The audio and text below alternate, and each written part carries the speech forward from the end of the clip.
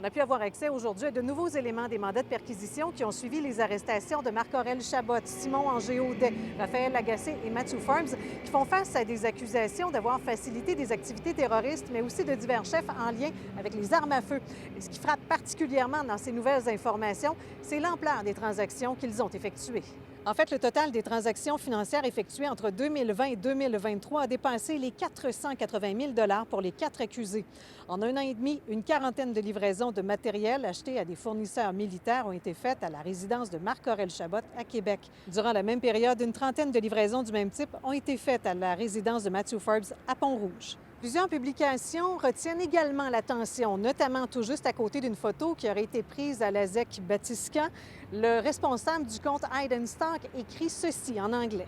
Tout le monde se plaint que les choses vont mal et que la société prend le mauvais chemin. Cessez de vous plaindre. Il est de votre responsabilité de vous connecter avec des personnes qui partagent les mêmes idées et valent la peine malgré tout le négatif qui entoure ce monde.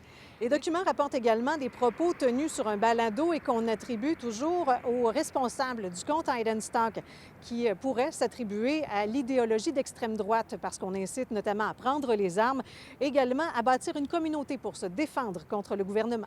Concernant le groupe Hide and Stock, il faut rappeler que les 4 individus y étaient reliés. C'est un groupe pro-militaire qui compterait 17 individus et qui mise sur l'entraînement militaire de type survivaliste.